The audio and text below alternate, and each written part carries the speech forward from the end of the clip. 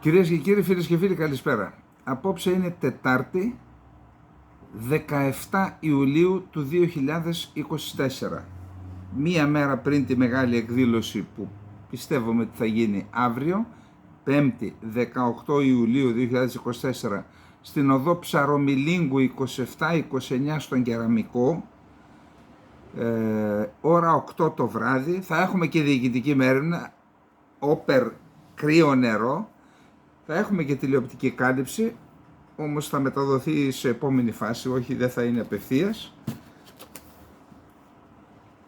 Μη φοβάστε τη ζέστη, μπορείτε να έρθετε είτε με το μετρό είτε με τον ηλεκτρικό. Από το σταθμό του Θησίου, του ηλεκτρικού στο Θησίο, που είναι 200 μέτρα το κτίριο της Ευξήνου Λέσχης, στην Ψαρομιλίγκου, μετά την Ασωμάτων, δηλαδή πάτε πρώτο δρόμο αριστερά, και όσοι είστε στο Μοναστηράκι είναι συν 200 μέτρα, άντε 300 για να έρθετε, άρα δεν υπάρχει θέμα πρόσβασης, ούτε ζέστης υπάρχει. Εκείνη την ώρα, 8 λέμε, 8 και 4, ο ήλιος έχει πέσει, είναι ο αύριος χώρος τέτοιος που συνήθως έχει ρεύματα, θα είμαστε μια χαρά, σας περιμένουμε. Και επειδή ορισμένοι παίρνετε, λέει, να το δούμε στο βίντεο, ακούστε, θα μπορούσα να τους μαζέψω εδώ τους ομιλητές να κάνουμε μια εκπομπή. Δεν είναι έτσι. Και η παρουσία μας έχει σημασία. Δηλαδή αυτή η εκδήλωση θα πάει στην Κύπρο, θα έχουμε δικάμερο εκεί, θα το πάρουμε σωστά όλο το έργο, θα δουν και οι Έλληνες στην Κύπρο, οι Έλληνες στο εξωτερικό, ότι παιδιά, σε αυτή την κοινωνία κάτι κινείται. Διότι εξ όσων γνωρίζω γίνονται κάποιες συναυλίες, νομίζω έγινε προχθές στη Βάρη βουλιαγμένη μια συναυλία. Πρέπει να μαζευτούμε, πρέπει να δείξουμε ότι κινιόμαστε, ότι κάνουμε κάτι. Γιατί θα δείτε παρακάτω την υποκρισία και θα δείτε, δεν μ' αρέσει να το λέω, αλλά πόσο δίκιο έχουμε με αυτό που λέμε, μην κάνετε αυτή τη γιορτή στις 24 Ιουλίου. Δικαιώνετε τους Τούρκους με αυτά που κάνετε, θα το δείτε παρακάτω πώς επαληθεύονται αυτά που λέω. Άρα αύριο, 5η 18 Ιουλίου, σας περιμένουμε στο κτίριο της Ευξήνου Λέσχης Αθηνών. Στις 8 το βράδυ έχουμε εκδήλωση χρέος τιμής για τα 50 χρόνια της κατοχής της Κύπρου, ομιλητές με αλφαβητική σειρά: Αϊφαντής, Κολοκασίδης, Περβενάς και Χρυσανθόπουλος. Αϊφαντής και Χρυσανθόπουλος είναι πρέσβης σε επιτιμή, Κολοκασίδης είναι νομικός, επιφανής νομικός και πολιτικός από την Κύπρο, και ο κύριος Περβενάς είναι ναύαρχος εν αποστρατεία, πρόεδρος της Ένωσης Αποστράτων του Πολεμικού Ναυτικού και ύπαρχος ήταν το 1974 σε ένα από τα δύο υποβρύχια που είχαν σταλεί για να βυθίσουν τον τουρκικό στόλο, τον αποβατικό και τον πολεμικό, και τελικά βύθισαν την Κύπρο και την Ελλάδα. Τους επαγγελίστε πίσω για να βυθιστεί η Ελλάδα. Αυτά για την άσκηση. Η Λέσχη Εφέδρων Ενόπλων Δυνάμεων, ΛΕΦΕΔ, είναι τον Οκτώβρη θα συμμετέχει με μία δεκαμελή ομάδα στο Cambrian Patrol. Είναι μία δοκιμασία στην οποία συμμετέχουν και άλλες λέσχες εφέδρων από όλη την Ευρώπη.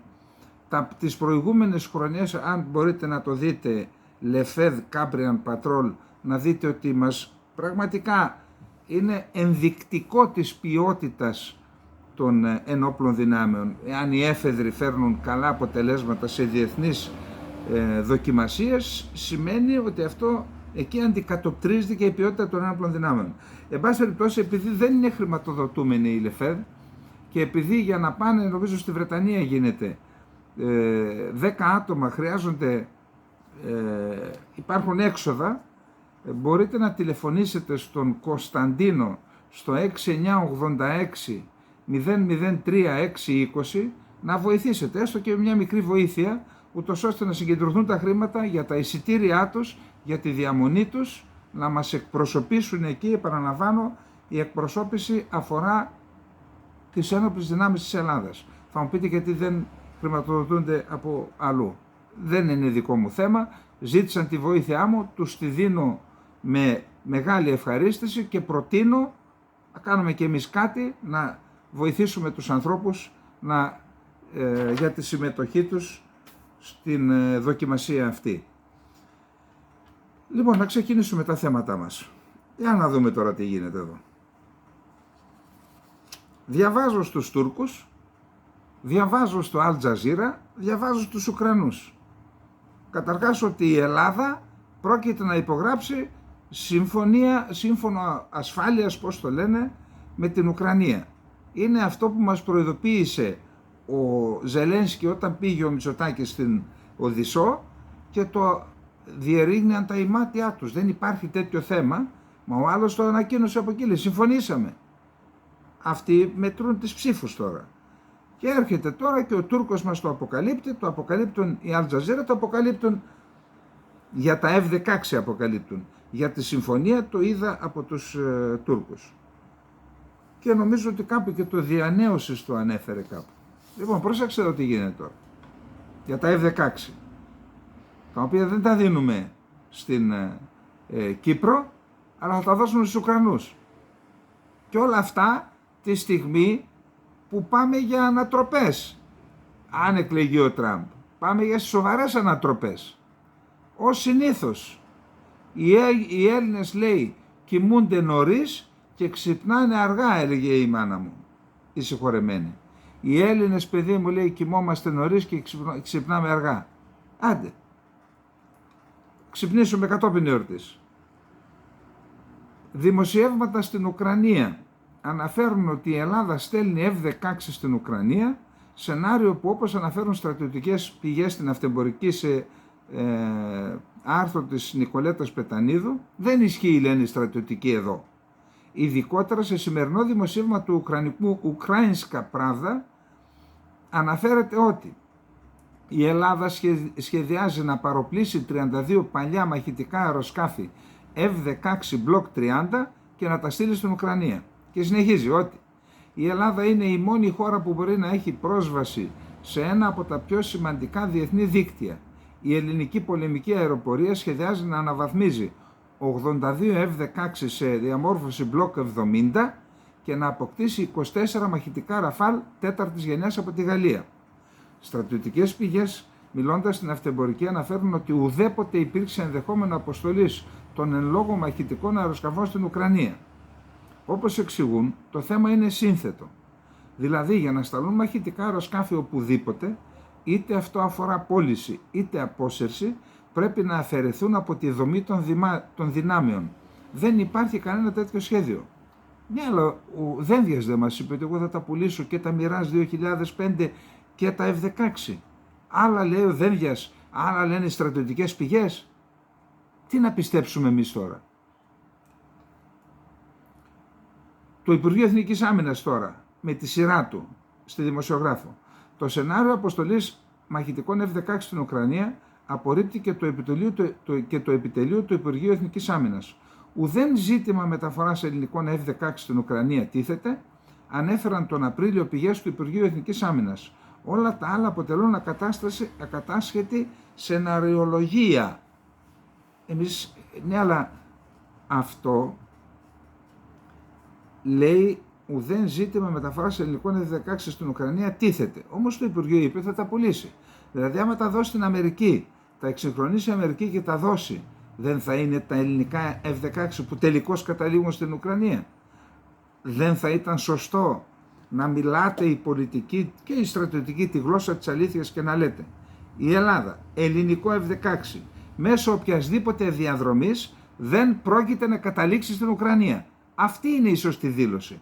Αυτά τα κόλπα να ξεγελάτε τον κόσμο, αυτά κάποια στιγμή θα τα βρει το ψέμα, έχει κοντά ποδάρια. Θα τα βρείτε μπροστά σας, δεν το καταλαβαίνετε.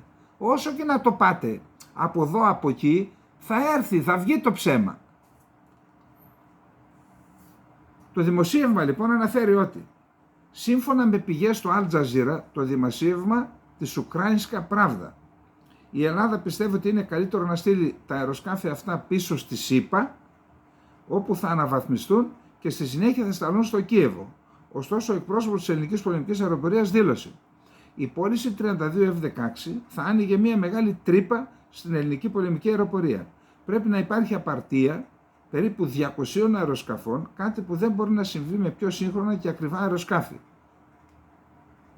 Άλλωστε, ο Πρωθυπουργός Κυριάκος Μητσοτάκης σε πρόσφατες δηλώσεις του και αναφερθεί στη στήριξη της Ουκρανίας ξεκαθάρισε ότι η Ελλάδα διαθέτει πλεονασματικό υλικό για να υποστηρίξει την Ουκρανία.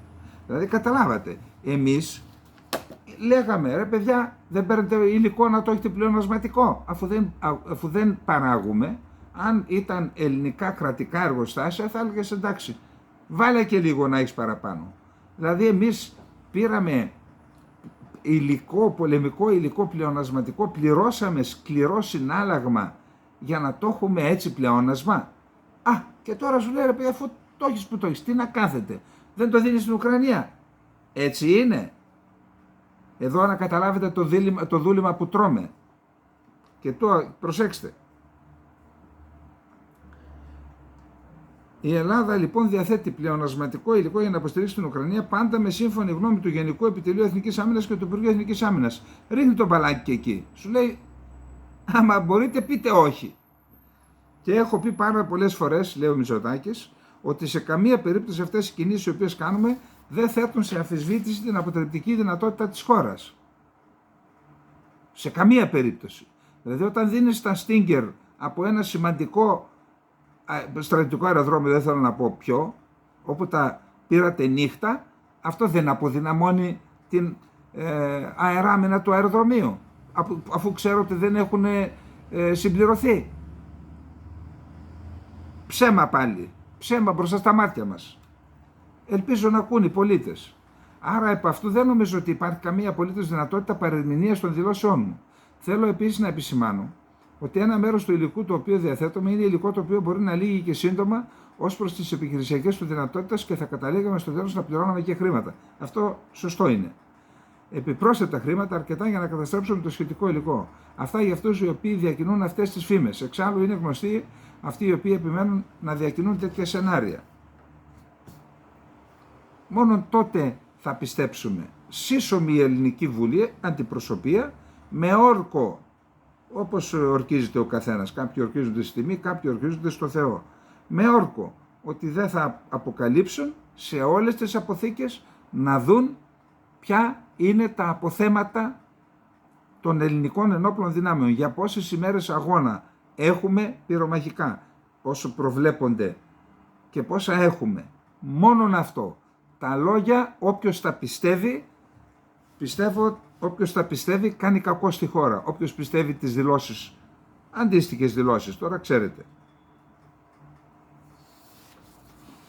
Πάμε λίγο στο θέμα του Μπελέρη. Ο ύφεστος επανέρχεται.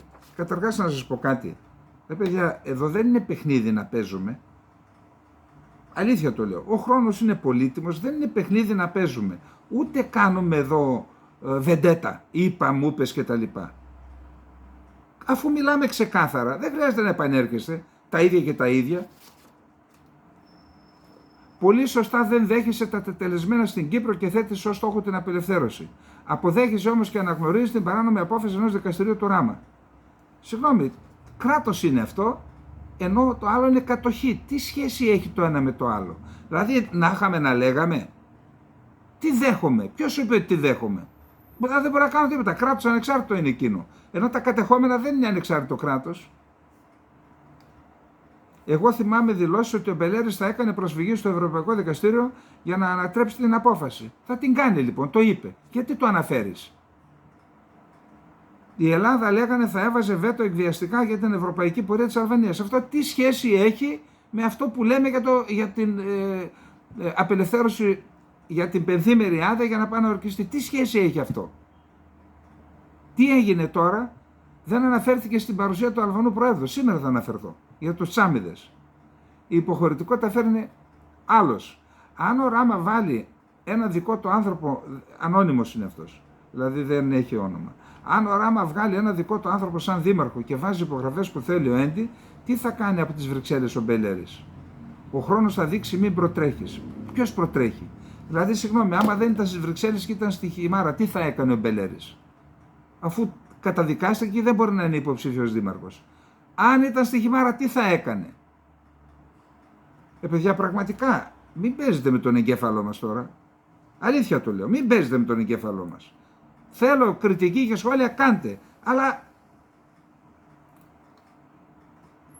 να λοιπόν τι θα έκανε. Στη γερμανική Süddeutsche Zeitung ο Μπελέρης. Σιγά μην τον έβγαζαν ποτέ στο Μπελέρη ως δήμαρχο ή ως αποκλειστέντα δήμαρχο οι Γερμανοί. Να τον διαβάζουν εκατομμύρια άνθρωποι. Η ελληνική μειονότητα βιώνει μια πραγματική αδικία. Θα αγωνιστώ στην Ευρωβουλή για τα προβλήματα της Βορείου Ηπείρου. Ο γερμανικός τύπος μίλησε στο γερμανικό τύπο ο Μπελέρης.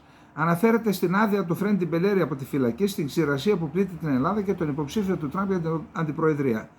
Πενθήμερη άδεια από τη φυλακή έλαβε ο Μπελέρης προκειμένου να ταξιδέψει στο Στρασβούργο και να ορκιστεί ευρωβουλευτής. Κατά το διάστημα αυτό θα πρέπει να βρίσκεται σε επικοινωνία με την αλβανική αστυνομία και στη συνέχεια θα επιστρέψει στα σύνορα προκειμένου να εκτίσει το υπόλοιπο της ποινής του. Μέχρι τα μέσα Οκτωβρίου γράφει η Süddeutsche Zeitung. Σε δηλώσεις του στην εφημερίδα του Μονάχου, ο βουλευτής ανέφερε ότι η ελληνική μειονότητα στην Αλβανία βιώνει μια πραγματική αδικία, καθώς και ότι θα εργαστεί στο Ευρωπαϊκό Κοινοβούλιο προκειμένου να δοθεί απαραίτητη προσοχή στο ζήτημα. Ο Μπελέρης άσκησε έφεση σε βάρος του καταδικαστικής απόφασης. Το αρμόδιο εφετείο όμως επιβεβαίωσε την πρωτοβάθμια απόφαση και η εκλογική επιτροπή απεφάνθηκε πως πρέπει να γίνουν νέες εκλογές στη Χιμάρα. Κατά τον Μπελέρη, γράφει η εφημερίδα γερμανική, η απόφαση αυτή είναι αποτέλεσμα μιας αμφισβητήσιμης διαδικασίας, κατά την οποία δεν λήφθηκε υπόψη το τεκμήριο της αθωότητας. Το γεγονός ότι οι αλβανικές αρχές δεν το επέτρεψαν να ορκιστεί δήμαρχος της Χιμάρας, αλλά από την άλλη πλευρά του έδωσαν άδεια να παρευρεθεί στην Ολομέλεια του Ευρωπαϊκού Κοινοβουλίου και να ορκιστεί εκεί, αποτελεί μια αντίφαση, την οποία την είπαμε και εμείς, αλλά το κόμμα της ελληνικής μειονότητας, η Ένωση Ανθρωπίνων Δικαιωμάτων, κατεβάζει ως υποψήφιο έναν Ελληνοαμερικανό επιχειρηματία, τον Πέτρο Γκικουρία, χιμαριώτη. Ο Μπελέρης δηλώνει ότι στηρίζει τον νέο υποψήφιο, ταυτοχρόνως όμως σκοπεύει να προσφύγει στο στο Ευρωπαϊκό Δικαστήριο Ανθρωπίνων Δικαιωμάτων, σε σένα το λέει ύφεστε, κατά της απόφασης σε βάρος του. Η εφημερίδα του Μονάχου επισημαίνει ακόμη πως όταν ανακοινώθηκε η υποψηφιότητα του Μπελέρη με τη Νέα Δημοκρατία στις ευρωεκλογές, οι επικριτές κατηγόρησαν το κυβερνών κόμμα πως με αυτόν τον τρόπο προσπαθεί να ψαρέψει ψήφους από την ακροδεξιά. Βάσει των αριθμών πάντως, η κίνηση ήταν σε κάθε περίπτωση πετυχημένη πολιτικά. Μεταξύ των υποψηφίων του κόμματος, ο Μπελέρης αναδείχθηκε τέταρτος σε ψήφους. Ο Μπελέρης στον παραπολιτικά 901.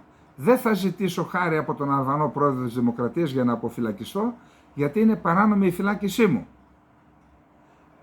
Είπε πάντως, εκτιμώ ότι θα υπάρξει αποφυλάκισή μου. Σήμερα είναι η πρώτη συνεδρία του δικαστηρίου επί του αιτήματος για την αποφυλάκισή μου και 31 Ιουλίου είναι η δεύτερη.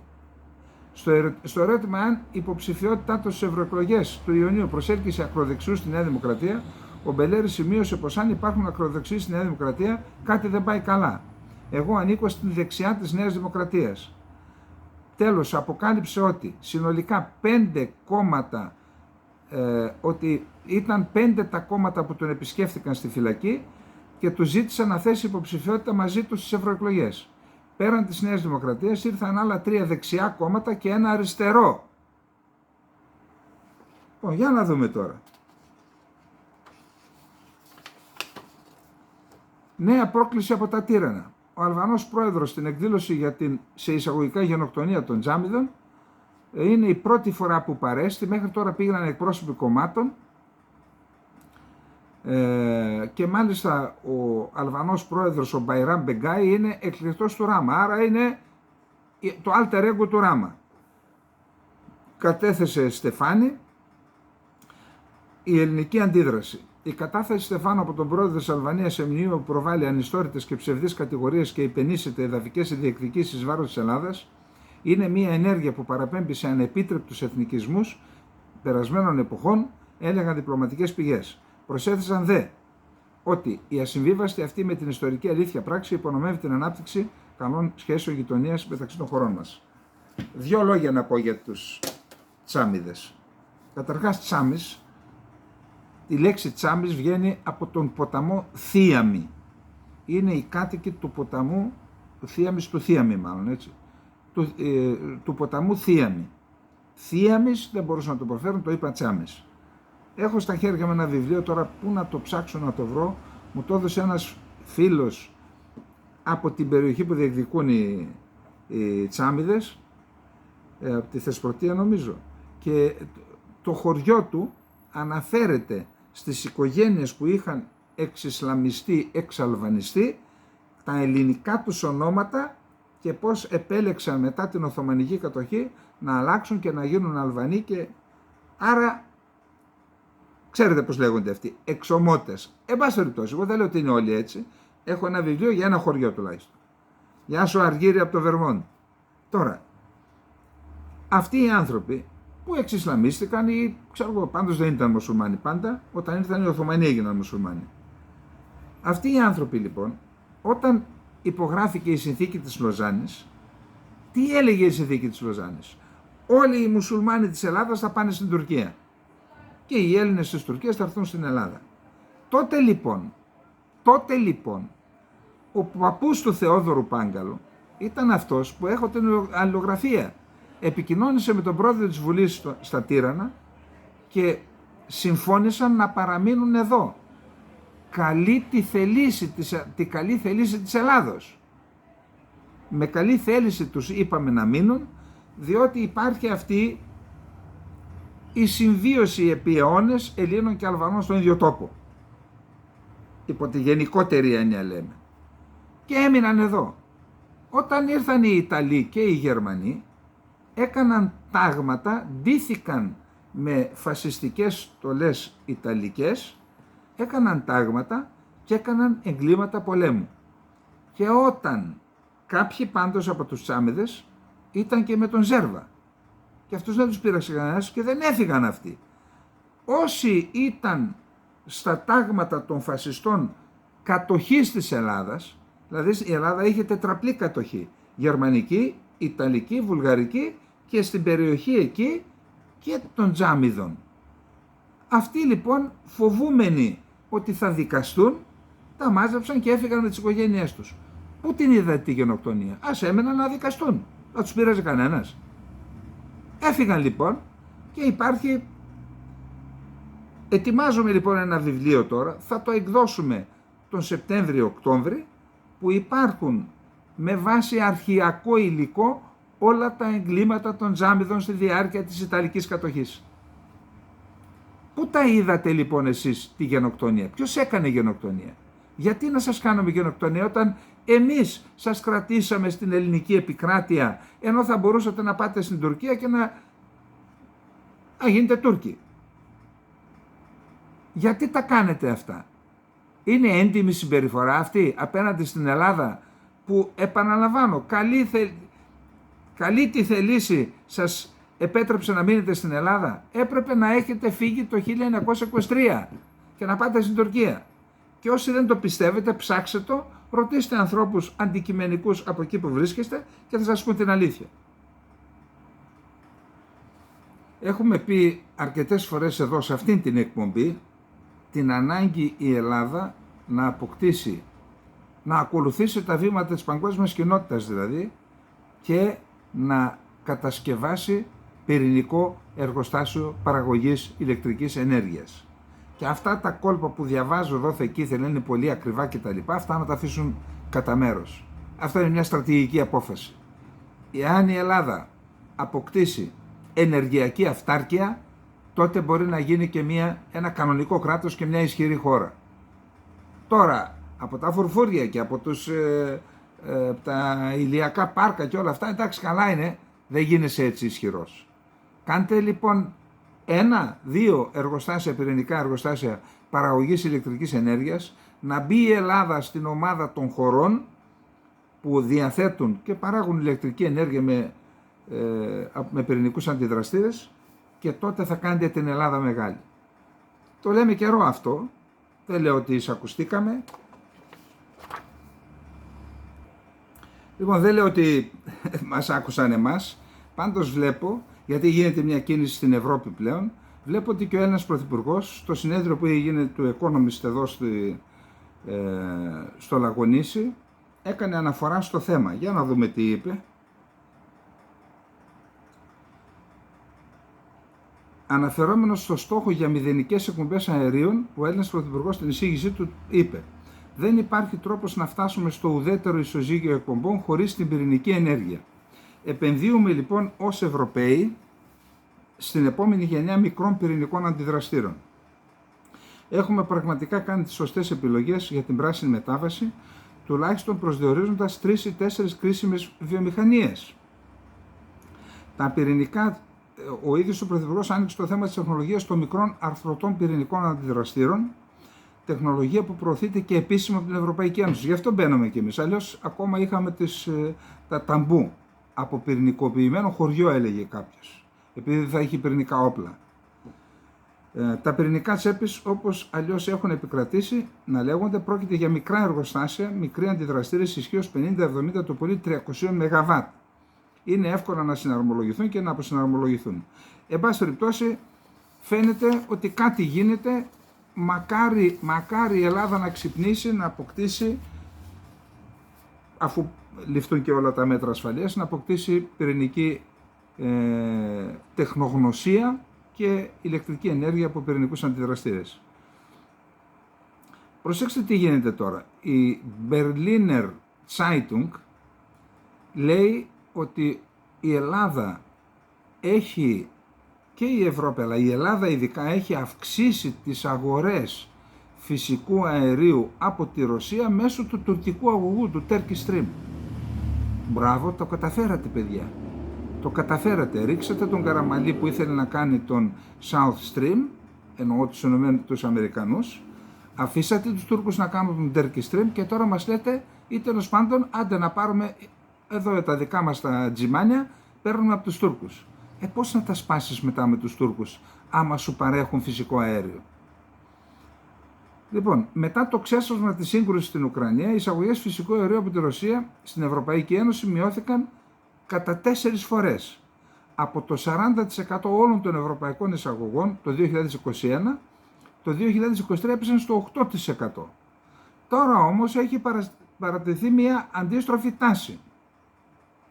Σύμφωνα με τη γερμανική εφημερίδα, χώρες όπως η Ελλάδα όχι μόνο αύξησαν τον όγκο των αγορών μέσω του Turkish Stream, αλλά εγκαταλείπουν και τα έργα τερματικού σταθμού LNG που μας είχε ζαλίσει τότε και η κυβέρνηση και το Μαξίμο και ο κύριος Πάγιατ. Πήγαινα εκεί, κάνουμε, τι κάνετε, τα παρατήσατε, έτσι. Καλή στρατηγική, μπράβο σας. Περίπου το 60% των ελληνικών εισαγωγών φυσικού αερίου προέρχεται αυτή τη στιγμή από τη Ρωσία, αναφέρει το δημοσίευμα του Βερολίνου. Αυτό είναι 4 φορές περισσότερο από το 2022, όταν η Ρωσία αντιπροσώπευε μόνο το 14% των ελληνικών εισαγωγών. Επιπλέον η Αθήνα εγκατέλειψε την ιδέα της κατασκευής 5 πυρηνικών τερματικών σταθμών LNG.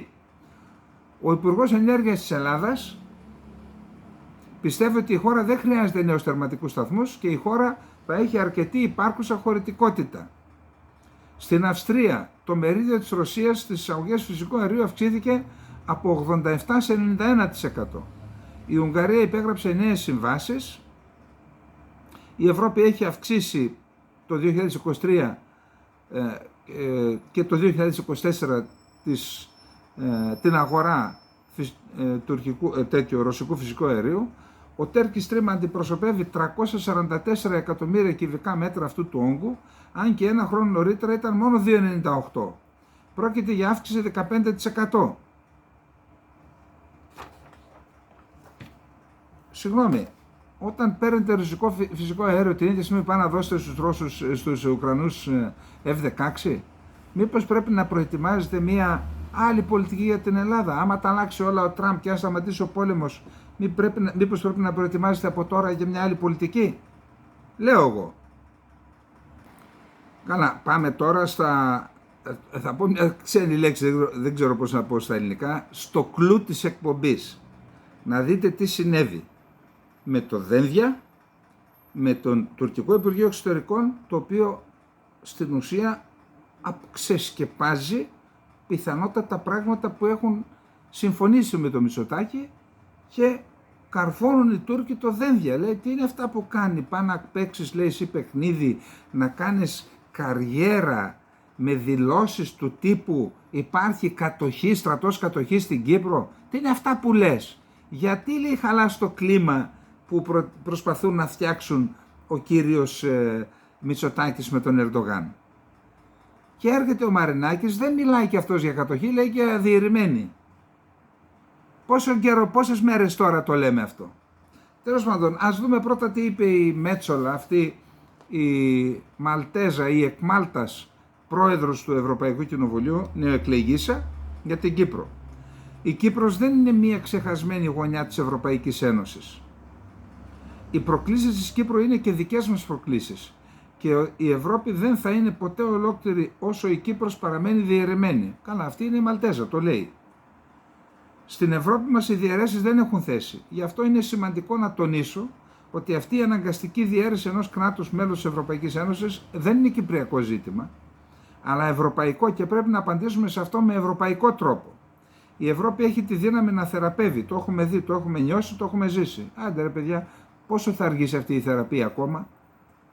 10 χρόνια είναι η Κύπρος μέσα και παραπάνω. Η ευθύνη βαρύνει εμάς να χρησιμοποιήσουμε αυτή την εμπειρία και να φέρουμε τους ανθρώπους κοντά, να εργαστούμε προς ένα κυρίαρχο ευρωπαϊκό κράτος. Μια δικοινοτική διζωνική ομοσπονδία σύμφωνα με τα ψηφίσματα του Συμβουλίου Ασφαλείας του ΟΗΕ, τα συμπεράσματα του Συμβουλίου και τις αξίες της Ευρωπαϊκής Ένωσης είναι το επιδιωκόμενο. Η Ευρωπαϊκή Ένωση έχει σφυριλατηθεί από την οδυνηρή ιστορία της Υπήρου μας. Εκεί που κάποτε υπήρχε πόλεμος, πόνος και αιματοχυσία, τώρα γίνονται συναντήσεις με πνεύμα συνεργασίας. Σωστό, το έχουμε επισημάνει και εμείς αυτό. Επειδή φτάναμε τώρα στις 20 του μηνός και επειδή εκ των πραγμάτων εκτίθεται η κυβέρνηση και πιθανόν να εκτεθεί και παραπάνω, άρχισαν τώρα το λεγόμενο μασάζ τους δημοσιογράφους για να λένε ορισμένες δικαιολογίες. Προσέξτε τώρα τι εξυπνάδες μεταφέρουν μέσω των δημοσιογράφων. Τη ρητορική έξαρση εκ μέρους του Τούρκου Προέδρου Ερντογάν αναμένει η Αθήνα, ο οποίος θα βρεθεί στις 20 Ιουλίου στα κατεχόμενα ανήμερα της Μαύρης Επετείου για τα 50 χρόνια. Στη Λευκοσία θα βρίσκεται ο Μητσοτάκης σε μια κίνηση συμβολική για τη συνεχιζόμενη παράνομη κατοχή. Ήδη άγκαιρα ξεκίνησε την επιθετική ρητορική, προσέξτε τώρα πώς πάνε να καλύψουν τα ακάλυπτα, βάζοντας στο στόχαστρο το δένδια. Ο Ερντογάν θα μεταβεί στα κατεχόμενα για τις σε εισαγωγικά εορταστικές εκδηλώσεις με 50 πολεμικά πλοία για να σηματοδοτήσει τα 50 χρόνια της κατοχής. Και ο Μητσοτάκης θα βρίσκεται ξυπόλυτος στα αγκάθια, απ' την άλλη πλευρά χωρίς να του συνοδεύει ένα πολεμικό αεροσκάφος. Δηλαδή τι θα έδειχνε αν πήγαινε με 4 ραφάλ? Ότι κλιμακώνει η Ελλάδα που είναι κατεχόμενη η Κύπρος? Εμείς κλιμακώνουμε και όχι αυτοί με τα 50 πολεμικά πλοία, με τη στρατιωτική παρέλωση και με τα αεροσκάφη που θα κάνουν επιδείξεις. Θα είναι μια δύσκολη μέρα το Σάββατο για τον ελληνισμό, τόνισε ο Κυριάκος Μητσοτάκης, υπογραμμίζοντας πως είναι συγκρατημένα αισιόδοξος για την επανέναρξη του διαλόγου. Η Κύπρος, όπως αναφέρουν Έλληνες διπλωμάτες, είναι μείζον θέμα και θεμελιώδης στόχος της ελληνικής εξωτερικής πολιτικής. Πότε είναι μείζον θέμα? Πώς γίνεται στη θετική ατζέντα? Προχωράς, κάνεις θετική ατζέντα με τους Τούρκους, τότε πού είναι το Κυπριακό? Είναι μέσα στη θετική ατζέντα? Κάνει η Τουρκία κάποια υποχώρηση? Με τη θέση της Αθήνας να μην παρεκκλίνει από τη διάθεση να μπορέσει να συμβάλλει θετικά και δημιουργικά. Αυτό είναι το πρόβλημα, η υποχρέωση της Αθήνας. Να συμβάλλει θετικά και δημιουργικά στο Κυπριακό και όχι να απελευθερώσει τα κατεχόμενα. Και σε αυτό το πνεύμα που είναι πρωταρχικό βάζεται το Συνηριόγλου που θέλει να καταλάβει ολόκληρη την Τουρκία, ολόκληρη την Κύπρο και υποχρεώνεται την Κύπρο να τον ψηφίσει. Αυτό είναι η πρώτη προτεραιότητα. Σαν δεν τρέπεστε και τα λέτε και χωρίς ντροπή. Στους δημοσιογράφους τι να κάνουν, οι άνθρωποι τα αναπαράγουν. Απέναντι, λέει, στην αναθεωρημένη θέση της Άγκυρας για 2 κράτη, η Αθήνα θέτει ως απαράβατους όρους, τι λέτε καλέ, για την επανένωση των συνομιλιών διαστόματος πρωθυπουργού. Πρέπει να υπάρχει μια κυριαρχία, μια ηθαγένεια, μια διεθνής προσωπικότητα. Όρος πάνε να γνωρίσει κράτος ανεξάρτητο. Τι λέτε, εσείς ακόμα εκεί είστε? Αυτές είναι μη διαπραγματεύσιμες έννοιες για το μέλλον της Κύπρου, εφόσον θα μπορούσε να υπάρχει μια συμφωνία. και λέει τώρα ότι υπάρχει θα έχουν βάλει όλα τα αυγά στο καλάθι του Γκουτέρες. Τώρα να σας πω κάτι, ο Τούρκος, θα δείτε παρακάτω, ετοιμάζεται να γίνει πλήρες μέλος στην Οργανισμό Συνεργασίας της Σανγκάης. Λέει, εγώ δεν εγκλωβίζουμε σε έναν μηχανισμό όπως είναι το ΝΑΤΟ. Θα είμαι και στο ΝΑΤΟ, θα είμαι και όπου θέλω, διότι είμαι μεγάλη δύναμη, λέει. Αυτή τη χώρα, η οποία λέει ότι έχω πρωταγωνιστικό ρόλο εγώ στο ΝΑΤΟ, η οποία λέει κάνω ό,τι θέλω και δεν ακούω κανέναν, που είναι δύναμη κατοχής, έχει το πάνω χέρι ως κατέχουσα δύναμη, περιμένουμε εμείς να υποχωρήσει στο Κυπριακό. Γιατί να υποχωρήσει? Μήπως την απειλείς εσύ με τις δυνάμεις σου να τους πετάξεις από το νησί και σου λέει, ρε παιδιά, αντί να μας πετάξουν και να ξεφτυλιστούμε, δεν κάνουμε 2 βήματα πίσω? Όταν δεν κάνεις τίποτα και ακούμε μόνο ευχολόγια, τι περιμένεις? Γιατί να υποχωρήσει ο Ερντογάν? Για να γυρίσει στην Άγκυρα και να τον στήσουν στον τοίχο οι στρατηγοί που θεωρούν ότι η Κύπρος όλη πρέπει να γίνει τουρκική, και εσύ του λες τώρα να... Δεν μπορώ να καταλάβω πραγματικά. Δεν μπορώ να καταλάβω πού στηρίζεται όλη αυτή η ιστορία. Έχουμε και άλλες διαρροές, διπλωματικές πηγές και τα λοιπά στα ελληνικά μέσα μαζικής ενημέρωσης. Πραγματικά τι να πω, είναι ντροπή και να τα διαβάζεις. Πάμε να δούμε τώρα τι έγινε και με το Δένδια. Και να δείτε πώς επαληθευόμαστε και δικαιωνόμαστε, θα το πω, με την άποψη που έχουμε ότι δεν πρέπει να γίνεται αυτή η άθλια γιορτή, υποτίθεται, της Δημοκρατίας 24 Ιουλίου. Άθλια από κάθε άποψη, και θα δείτε γιατί. Πήγε ο Δένδιας κάτω στην Κύπρο και είπε παράνομη, παντελώς αντίθετη με το διεθνές δίκαιο εισβολή του 1974. Είμαστε στη Λευκοσία, στην τελευταία διχασμένη πόλη, ενάντια στις αρχές του διεθνούς δικαίου, ενάντια στις αρχές του καταστατικού χάρτη των ΗΠΑ. Αυτά είπε. Προσέξτε τι απαντάει το Υπουργείο Άμυνας της Τουρκίας. Καταδικάζουμε έντονα τη χαμηλού επίπεδου ψευδή και συκοφαντική δήλωση του Έλληνα Υπουργού Άμυνας κ. Δένδια, που στοχοποιεί τους Τουρκοκύπριους και τον ηρωικό τουρκικό στρατό.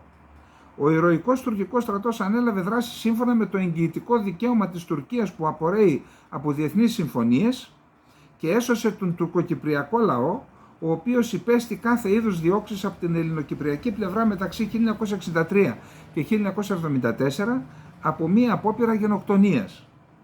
Χάρη στο θάρρος και στην παρουσία του τουρκικού στρατού, δεν έχει χυθεί αίμα στην Κύπρο το 1974.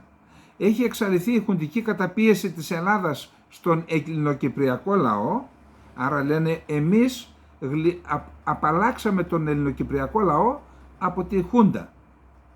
Έχει ανατραπεί το στρατιωτικό καθεστώς στην Ελλάδα, προσέξτε, χάρη στο θάρρος και στην παρουσία του τουρκικού στρατού, έχει ανατραπεί το στρατιωτικό καθεστώς στην Ελλάδα και έχει καταστεί δυνατή επιστροφή στη δημοκρατία.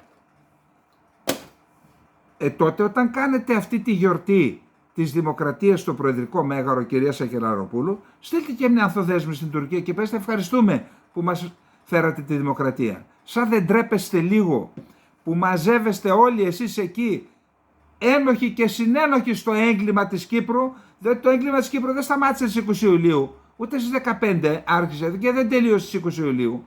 Συνεχίστε και στις 15 με τον Αττήλα 2, με πρωταγωνιστές πολιτικούς, και συνεχίζετε 50 χρόνια. Γιατί ο Τούρκος λέει εγώ, με βάση το εγγυητικό δικαίωμα, έκανα αυτό που λέω. Εμείς δεν έχουμε εγγυητικό δικαίωμα και υποχρέωση να απελευθερώσουμε την Κύπρο.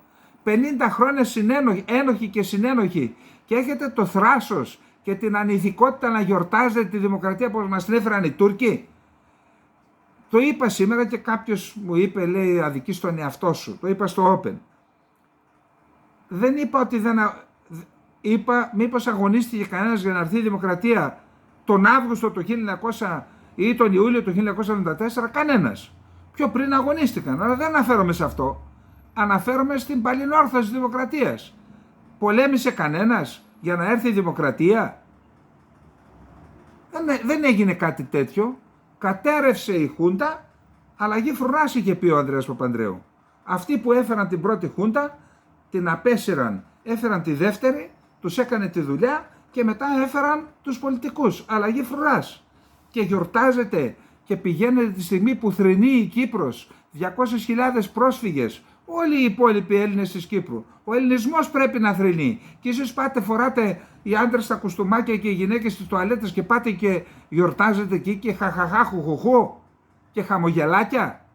Άμα είναι να γίνει μία τελετή στο Προεδρικό Μέγαρο, να γίνει με τους ήρωες του πολέμου, με τα παιδιά των ηρώων του πολέμου, με τους συγγενείς των αγνοωμένων, Κύπριους και Ελλαδίτες. Μόνον αυτό και τίποτα άλλο. Δείτε πώς μας ταχώνουν οι Τούρκοι. Προσέξτε τώρα. Καλούμε τον Έλληνα, ακούστε θράσος. Και μετά από αυτό πας και τον συναντάς δένδια, τον Υπουργό Άμυνας της Τουρκίας. Αντί να του χώσεις μια πολιτική κλωσιά και να το πεις, άντε τσακίσω μπροστά μου, δεν θέλω να σε βλέπω. Δεν θέλω να σε βλέπω, φύγε. Προσέξτε τι του λένε, προσβολή προσέξτε. Καλούμε τον Έλληνα Υπουργό Άμυνας να εγκαταλείψει τις προσπάθειές του να υπονομεύσει την κοινή θέση των ηγετών των δύο χωρών.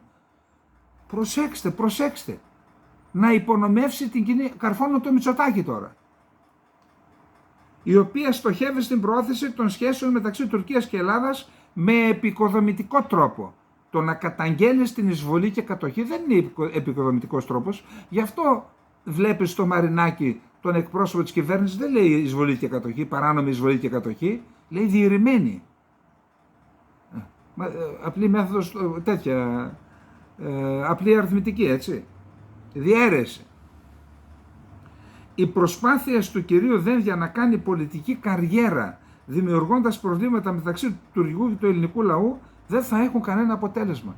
Ακούστε αθλιότητες, ακούστε.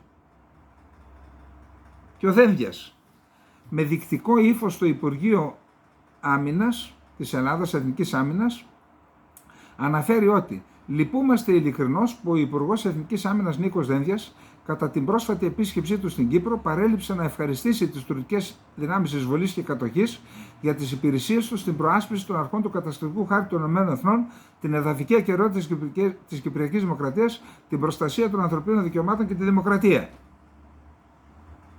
Νωρίτερα, σε πλήρη κάλυψη του Υπουργού Άμυνας Νίκου Δένδια, μετά την επίθεση, την άθλια επίθεση που εξαπέλυσε το τουρκικό Υπουργείο Άμυνας, προχώρησε ο Παύλος Μαρινάκης. Τους έκανε τα μούτρα κρέας των Τούρκων, παιδιά, ακούστε. Όπως είπε ο κυβερνητικός εκπρόσωπος στο Talk Radio 98,9, εγώ δεν βλέπω καμία υπονόμευση και δεν υπάρχει κανένα θέμα έκφρασης διαφορετικών απόψεων. Πώς δεν υπάρχει? Εσύ λες διαιρεμένη, ο άλλος λέει κατοχή και εισβολή παράνομη. Πώς δεν υπάρχει? Υπάρχει. Και ο Τούρκος σου λέει, ρε, τι άλλα μας λέτε όταν είμαστε μόνοι και τώρα το βάζετε τον άλλον να μιλάει για κατοχή? Δεν είπαμε, δεν τα λέμε αυτά, σαν να μας λένε.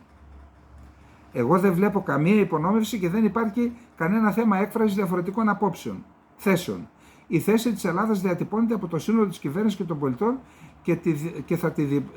και θα τη διατυπώσει το Σάββατο ο Πρωθυπουργός στην Κύπρο με μια ιστορική ομιλία για την μαύρη επέτειο των 50 ετών από την τουρκική εισβολή. Η ιστορία δεν μπορεί να γραφτεί ξανά. Η Ελλάδα και Κύπρος ζητάνε μια λύση που θα κοιτάει στο μέλλον, στο πλαίσιο των αποφάσεων του ΟΗΕ, και σίγουρα δεν μπορούμε να μιλάμε για λύση δύο κρατών. Είναι ανάγκη η Κύπρος να σταματήσει να είναι η τελευταία διαιρεμένη χώρα. Όχι υποκατοχή. Όχι παράνομη εισβολή και κατοχή. Δεν είναι. Δεν νομίζω ότι υπάρχει θέμα διατύπωσης διαφορετικών θέσεων. Πώς δεν υπάρχει? Άλλο διαιρεμένη, τι θα πει διαιρεμένη? Πρόσθεση, αφαίρεση, πολλαπλασιασμός και διαίρεση. Διαιρεμένη, τι είναι αυτό? Τι είναι αυτό? Παράνομη εισβολή και κατοχή, συνεχιζόμενη κατοχή και εγκλήματα πολέμου με τον επικισμό. Για δεν τα λέτε. Για να μην χαλάσει η σούπα.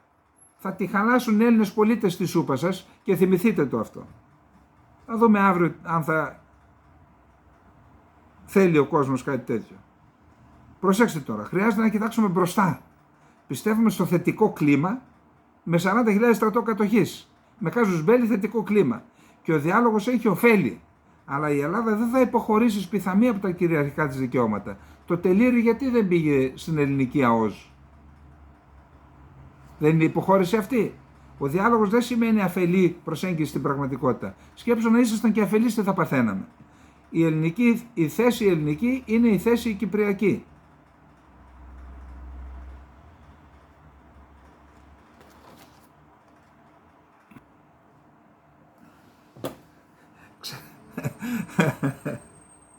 Ξέρετε τι μου ήρθε στο μυαλό τώρα? Μου ήρθε στο μυαλό αυτός ο Χιλάκης, τότε με το πανευρωπαϊκό που πήρε η Ελλάδα το πρωτάθλημα, που είπε δεν περιγράφω άλλο. Πραγματικά μου έρχεται να πω δεν περιγράφω άλλο. Δηλαδή μετά από αυτά που διαβάζω. Αυτό, είμαστε μια σουρεάλ χώρα πραγματικά. Δηλαδή άκου θράσος, ο Τούρκος υπουργός, το τουρκικό Υπουργείο Άμυνας. Και πριν 10 μέρες μου έφεραν εδώ τον αρχηγό του τουρκικού στόλου και έκαναν ΜΟΕ. Και ακούστε πώς απαντάει στον ένα Υπουργό Άμυνας, Εθνικής Άμυνας. Εντάξει κύριε Δενδιά, εντάξει τώρα αυτή η απάντηση και τα ειρωνικά τα τέτοια δεν είναι έτσι. Εδώ θέλει χώσιμο. Χώσιμο. Καθαρές κουβέντες, σταθερές κουβέντες, ωραίες, ξαναπες. Βγάλει ανακοίνωση ότι και να πει το τουρκικό Υπουργείο Άμυνας, η εισβολή ήταν παράνομη, συνεχίζεται, η κατοχή ήταν και είναι παράνομη, συνεχίζει να είναι παράνομη, παραβιάζει τα ψηφίσματα του Οργανισμού Ηνωμένων Εθνών και ο συνεχιζόμενος επικισμός είναι έγκλημα πολέμου. Πες το, τι φοβάσαι, να μην σου κάνει ντάο Μητσοτάκης? Πάμε να δούμε τώρα τι λέει ο Ερντογάν, για να καταλάβετε με ποιους έχουμε να κάνουμε. Περιμένουν κίνηση καλής θέλησης από τον Ερντογάν. Τι να πω, πραγματικά, τι να πω. Τι να πω. Προσέξτε. Ο Ερντογάν αναφερόμενος στις επιλογές της Τουρκίας στο διεθνές γεωπολιτικό στερέωμα και απαντώντας εμέσως στα σχόλια που γίνονται για μετατόπιση του άξονα της τουρκικής εξωτερικής πολιτικής από τη Δύση στην Ανατολή, είπε: η Τουρκία, λόγω των γεωγραφικών, ανθρώπινων, οικονομικών και ιστορικών δεσμών της, είναι μια χώρα που δεν μπορεί να εγκλωβιστεί σε ένα μπλοκ. Όσο σημαντικό είναι να βελτιώνουμε τις θέσεις μας με τον δυτικό κόσμο, άλλο τόσο σημαντικό είναι να ενισχύουμε τη συνεργασία μας με την Ασία, την Αφρική και τη Λατινική Αμερική. Δεν θα επιτρέψουμε σε κανέναν να μας περιορίσει σε στενά καλούπια. Δεν γυρίζουμε την πλάτη στην Ανατολή για χάρη της Δύσης, ούτε παραμελούμε τη Δύση για χάρη της Ανατολής. Τα τελευταία 22 χρόνια έχουμε κάνει ιστορικά βήματα για να διευρύνουμε τη σφαίρα επιρροής της Τουρκίας. Με βάση τον αμοιβαίο σεβασμό και τα κοινά συμφέροντα, έχουμε ενισχύσει τις σχέσεις μας ακόμη και με χώρες που προηγουμένως ήταν αντίθετες μαζί μας. Όλα αυτά τα πετύχαμε παρά τη συζήτηση περί αλλαγής άξονα στην εξωτερική πολιτική, που τροφοδοτείται από ορισμένους κύκλους, εννοεί φιλοδυτικούς. Αποδίδουμε μεγάλη σημασία στην αύξηση του αριθμού των φιλικών χωρών. Σε μια εποχή που ο αγώνας για την κατανομή ισχύως μεταξύ των μεγάλων δυνάμεων εντείνεται, είναι κάτι περισσότερο από επιλογή, είναι αναγκαιότητα για την Τουρκία να δημιουργήσει νέες ισορροπίες στην εξωτερική πολιτική. Ο ρόλος της Τουρκίας στη Βορειοατλαντική Συμμαχία είναι αναντικατάστατος και εξέφρασε παράπονα για τους περιορισμούς από σύμμαχες χώρες στην πώληση αμυντικού υλικού και στον τρόπο που ορισμένες εξ αυτών αντιμετωπίζουν το κουρδικό πρόβλημα. Αυτό είναι το μεγάλο ζήτημα. Εισαγωγικά τι είπε? Η Σύνοδος Κορυφής επιβεβαίωσε τον αναντικατάστατο ρόλο της Τουρκίας στο ΝΑΤΟ. Σε αυτήν τη ιστορική Σύνοδο Κορυφής εκφράσαμε τις προσδοκίες μας από τους συμμάχους μας, ιδίως στον τομέα της αμυντικής συνεργασίας, δεν θέλουν εμπάργο, και την καταπολέμηση της τρομοκρατίας. Να γίνουμε όλοι μαζί συνένοχοι στη γενοκτονία που διαπράττει η Τουρκία εναντίον των Κούρδων. Είμαστε ακόμη μακριά από τη συνεργασία που επιθυμούμε. Τα όπλα που δίνονται στη χώρα μας με μεγάλη φιδό από τους συμμάχους μας, τα βρίσκουμε στις τρομοκρατικές οργανώσεις. Εννοεί ότι η Αμερική δίνει όπλα στο YPG, στη Συρία. Είναι σαφές ότι αυτά είναι ασυμβίβαστα με το πνεύμα της συμμαχίας, της αλληλεγγύης και της συμμαχίας, είπε ο Ερντογάν. Και τώρα πήγε στο Ισραήλ. Η τουρκική δημοκρατία θα συνεχίσει να αντιτίθεται σε όλες τις πρωτοβουλίες του ΝΑΤΟ που υποστηρίζουν το Ισραήλ για τα εγκλήματα πολέμου και θα συνεχίσει να στέκεται αλληλέγγυα στην Παλαιστίνη. Όλα αυτά έχουν ιδιαίτερη βαρύτητα για τα είπε. Γιατί τα είπε στη συνεδρίαση του Υπουργικού Συμβουλίου χθες, στην Άγκυρα. Η στάση της Τουρκίας δεν θα αλλάξει αν το Ισραήλ δεν σταματήσει τις σφαγές, την κατοχή και τη γενοκτονία στη Γάζα. Το Ισραήλ δεν θα μπορούσε να κάμψει το πνεύμα της Παλαιστινιακής αντίστασης. Οι Παλαιστίνοι συνεχίζουν να υπερασπίζονται ηρωικά τη γη τους παρά το γεγονός ότι το Ισραήλ σκότωσε σχεδόν 40.000 Παλαιστίνιους. Ο Ερντογάν επανέλαβε την προσφορά της Τουρκίας να αναλάβει ρόλο για τη διασφάλιση της ειρήνης στη Γάζα, συμπεριλαμβανομένης και της παροχής εγγυήσεων, να γίνει εγγυήτρια δύναμη όπως στην Κύπρο. Το Ισραήλ πρέπει να αναγκαστεί να συμφωνήσει σε μια συμφωνία κατάπαυσης του πυρός. Από αυτήν την Τουρκία υπάρχουν εθεροβάμονες που πιστεύουν ότι ο Γκουτέρες, ο οποίος δεν μπόρεσε να πείσει τους Τούρκους να συμμορφωθούν στην πράσινη ζώνη, στην νεκρή ζώνη δηλαδή. Και έχω τώρα την έκθεση να σας διαβάσω, να δείτε την άθλια έκθεση του επιτελάρχη της Ουνθικίπ. Αλλά δεν έχω χρόνο. Θα πείσουν την Τουρκία να φύγει από την Κύπρο και να φύγουν τα τουρκικά στρατεύματα από την Κύπρο και να έχουμε μια κυριαρχία που λέει Μητσοτάκης. Συννεφάκια. Στα συννεφάκια είστε, θα προσγειωθείτε ανώμαλα. Αν και πιστεύω ότι ξέρετε την αλήθεια, απλά μας δουλεύετε ψηλό γαζί. Πάμε στο Ισραήλ.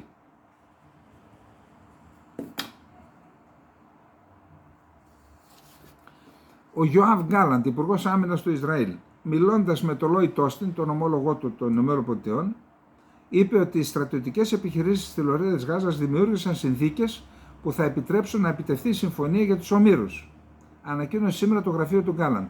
Σας το είπα και χθες ότι αυτοί εκλαμβάνουν το γεγονός ότι δεν αποσύρεται η Χαμάς από τις διαπραγματεύσεις. Σου λέει ορίστε, τους κοπανίσαμε, φοβούνται το τέλος και με κάθε κόστος ανέχονται ακόμα και που τους σκοτώνουμε 50, 60, 100 αμάχους, τα ανέχονται και λένε εντάξει εμείς δεν φεύγουμε, θέλουμε συμφωνία κατάπαυσης του πυρός.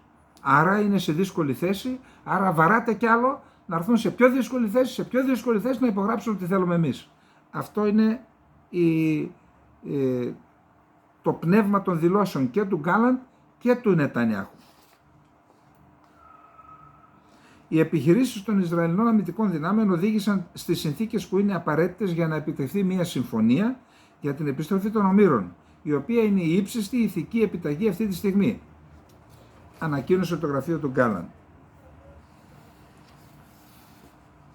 Μακραίνει συνεχώς ο μαύρος κατάλογος των νεκρών στη Λωρίδα της Γάζας, καθώς μένονται οι βομβαρδισμοί ακόμα και σε χώρους που έχουν καταφύγει άμαχοι για να προστατευτούν. 5 βομβαρδισμοί. Ειδικά αυτός εναντίον σχολείου όπου είχαν καταφύγει εκτοπισμένοι, σκότωσαν τουλάχιστον 57 ανθρώπους το τελευταίο 24ωρο κατά τις τοπικές αρχές, με φόντο τις επικρίσεις της κυβέρνησης των ΗΠΑ για τον ολοένα βαρύτερο απολογισμό θυμάτων στις τάξεις των αμάχων. Ο Νετανιάχου διεμήνυσε ότι ο στρατός της χώρας του θα αυξήσει περαιτέρω την πίεση στη Χαμάς. Αυτό που σας είπα και για τον Γκάλαντ, έτσι. Εξαλείφουμε ανώτερα στελέχη της και χιλιάδες τρομοκράτες. Αυτή ακριβώς είναι η στιγμή για να αυξήσουμε ακόμα περισσότερο την πίεση, να πετύχουμε το αποτέλεσμα που θέλουμε στη συμφωνία.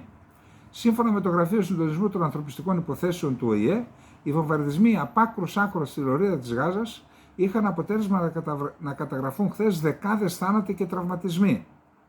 Βομβαρδισμός έγινε μερικές δεκάδες μέτρα από το κέντρο των Ηνωμένων Εθνών στην Deir al-Bala, κοινότητα στο κεντρικό τμήμα του θυλάκου όπου βρίσκονται πολλοί εκτοπισμένοι.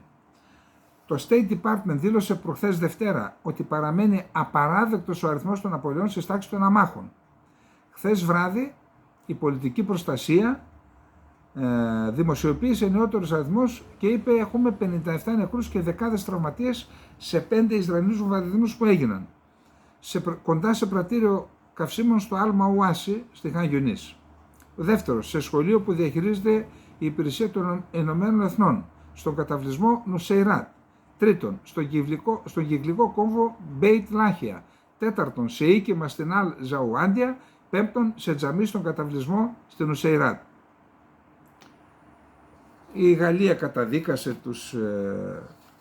και οι γιατροί χωρίς σύνορα τις μεγάλες απώλειες των ομάχων. Ο Νασράλα απείλησε και πάλι η Χεσμολάχ θα χτυπήσει νέους στόχους στο Ισραήλ εάν οι Ισραηλοί συνεχίσουν τις επιθέσεις, δήλωσε χθες Τετάρτη ο Σαγέντ Χασάν Νασράλα. Η συνέχιση της στόχευσης αμάχων θα οθήσει την αντίσταση να εκτοξεύσει πυράβλους σε οικισμούς που δεν είχαν στοχοποιηθεί προηγουμένως, είπε ο Νασράλα σε σχόλια που έγιναν κατά τη διάρκεια της τηλεοπτικής ομιλίας για τον εορτασμό της Ιετικής Ιερής ημέρας Ασούρα. Έκανε και αναφορές ότι θα χτυπήσει περιοχές από όπου προέρχονται πύραυλοι, εννοώντας μάλλον την Κύπρο και πάλι. Εδώ υπάρχει ένα θέμα, αν προέρχονται οι επιθέσεις από την Αμερικανική βάση, από την Αγγλική βάση, ο Νασράλα, αν είναι μάγκας, ας ονοματίσει απευθείας τη Βρετανία. Αν και υπάρχει θολόγο, δεν δέχομαι ότι είναι κυρίαρχο έδαφος της Βρετανίας, αυτά είναι απικιακά κατάλοιπα, αλλά εν πάση περιπτώσει ας στοχεύσει απευθείας τους Βρετανούς, αν είναι μάγκας ο Νασράλα. Μην επιλέγει την κατεχόμενη Κύπρο να την απειλεί, εφόσον η Κύπρος δεν έχει κάποια συμφωνία με το Ισραήλ να παραχωρήσει τα αεροδρόμια και τα λιμάνια της, έτσι. Αν έχει, αυτό είναι άλλη τάξη ζήτημα, δεν θέλω να το συζητήσω. Εάν όχι και αν εννοεί τη βάση στο ακροτήρι ή ό,τι άλλο, τότε να τα βάλει απευθείας με τη Βρετανία και όχι με την Κύπρο.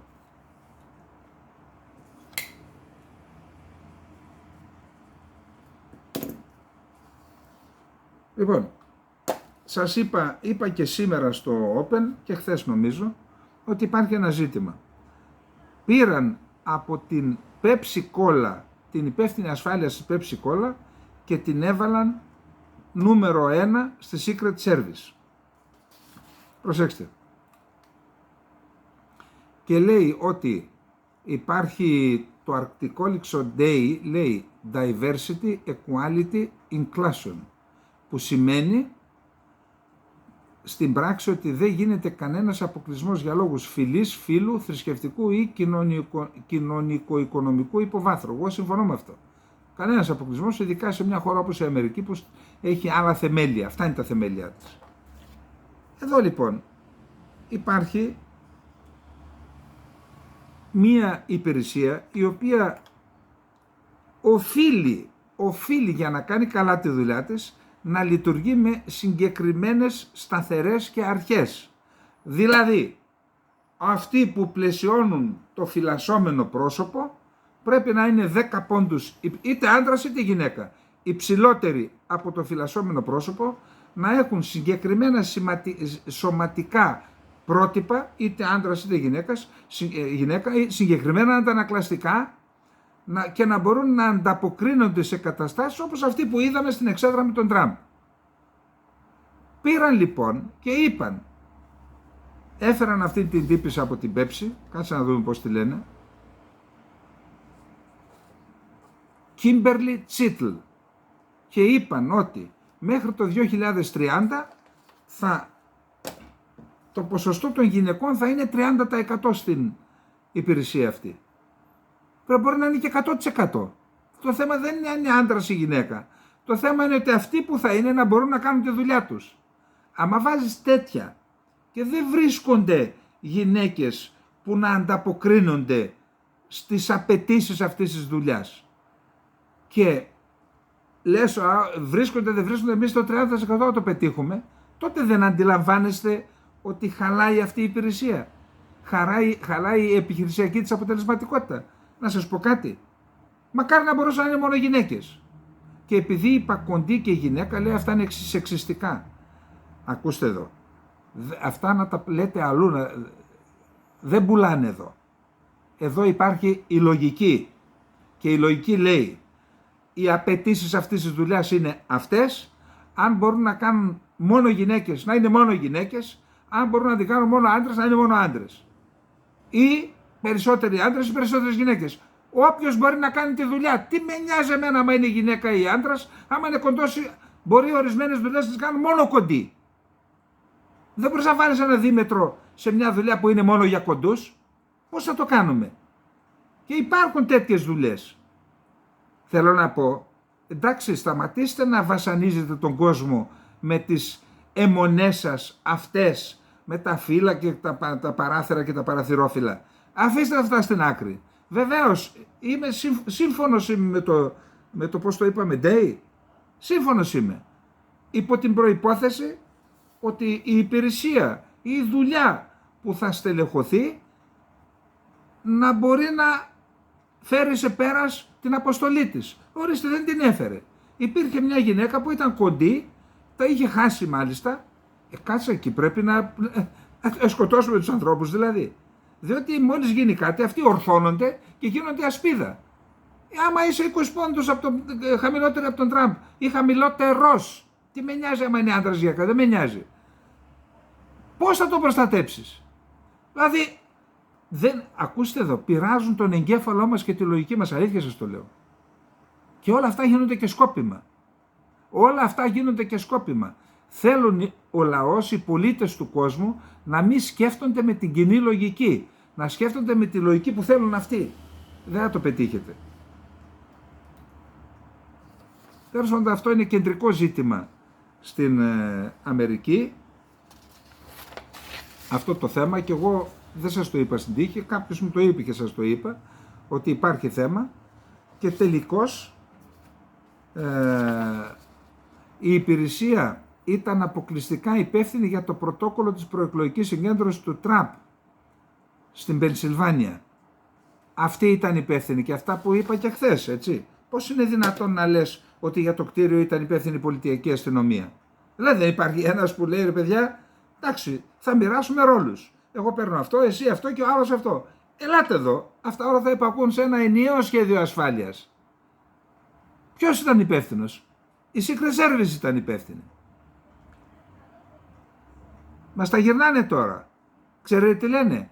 Το κτίριο αυτό, επειδή είχε επικλινή οροφή, ταράτσα οροφή, επιλέξαμε να μην βάλουμε πάνω, λέει, άτομο, αλλά επιλέξαμε τις πόρτες. Έφερε ο άλλος μια παραπόρτα και πέρασε πάνω. Απλά είναι τα πράγματα. Και να σας πω τώρα μια εκτίμηση. Στηρίζεται και σε πληροφορία, αλλά μια εκτίμηση. Αυτό που βρήκε το FBI, βρήκε δεκάδες κωδικούς για παιχνίδια που έπαιζε αυτό το παιδί, στους ηλεκτρονικούς υπολογιστές. Και λέει ότι αυτή η δουλειά, για να ψάξουν να βρουν τι έπαιζε και με ποιους μιλούσε και τα λοιπά, θα πάρει μήνες. Αν υπάρχει μια περίπτωση να τον εξώθησε κάποιος, τον βρήκε θύμα 20 χρονών, και οι άνθρωποι που είναι στα παιχνίδια, αυτά τα ηλεκτρονικά παιχνίδια, έχουν μειωμένη αίσθηση της πραγματικότητας. Γιατί ζουν σε μια άλλη πραγματικότητα αυτών των παιχνιδιών. Εκεί λοιπόν, πιθανόν κάποιοι τον είδαν το προφίλ του, πάλι δεν ξέρω την ελληνική λέξη, ρε παιδιά, τι να κάνουμε, και σου λέει να το θύμα. Μέσα από τα παιχνίδια, τα μηνύματα, πιθανόν τον καθοδήγησε να πάει να σκοτώσει τον άνθρωπο, τον Τραμπ. Είπα, μία εκτίμηση είναι αυτή, και πού τη στηρίζω? Τη στηρίζω στην ανακοίνωση του FBI για τα παιχνίδια, για τους δεκάδες κωδικούς, και θα πάρει μήνες να τα ελέγξουμε. Γιατί να τα ελέγξουν? Για να εντοπίσουν πιθανόν επαφές μέσα στα παιχνίδια που κάποιοι μάστοροι, τα μαστόρια τα δυνατά, το βρήκαν θέμα, σου λέει αυτόν να τον προσανατολίσουμε για να το κάνει.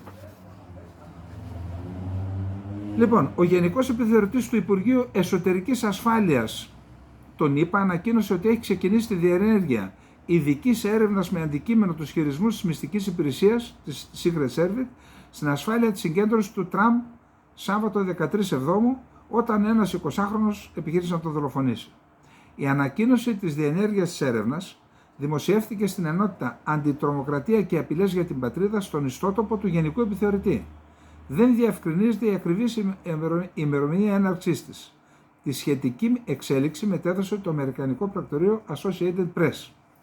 Όπως έχει επισημάνει η Διευθύντρια Ατομιστικών Υπηρεσιών, η Kimberly Chittle, αυτή που πήραν από την Pepsi Cola, η υπηρεσία ήταν αποκλειστικά υπεύθυνη για το πρωτόκολλο του Σαββάτου, διαψεύδοντας προηγούμενους ισχυρισμούς, σύμφωνα με τους οποίους οι τοπικές αρχές επιβολής ήταν υπεύθυνες για το συγκεκριμένο κτίριο από το οποίο πυροβόλησε ο τύπος. Η Chittle είπε ότι υπήρχαν ορισμένοι παράγοντες ασφαλείας κατά την ασφάλιση του κτηρίου. Ασφάλιση δεν εννοούμε την Inter-American, ασφάλιση από τους άνδρες. συμπεριλαμβανομένες της κεκλειμένης οροφής του κτηρίου. Επέλεξαν να ασφαλίσουν το κτίριο από μέσα αντί από πάνω.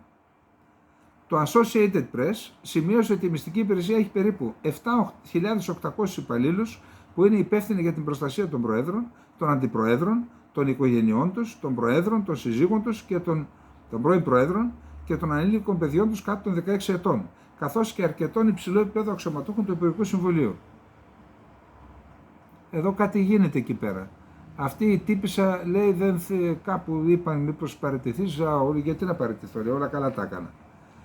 Επειδή κυκλοφόρησε μια ιστορία ότι λέει υπήρχε σχέδιο δολοφονίας του Τραμπ από το Ιράν, εγώ δεν πιστεύω ότι έχει τη δυνατότητα. Έχει ισχυρή μυστική υπηρεσία, έχει μυστική υπηρεσία που έχει κάνει δολοφονίες στο εξωτερικό, εκτίμηση κάνω.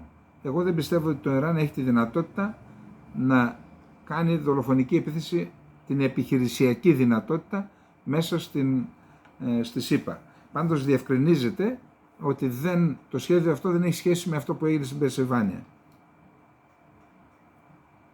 4 στους 5 Αμερικανούς φοβούνται ότι η χώρα τους διολυσθένει στο χάος.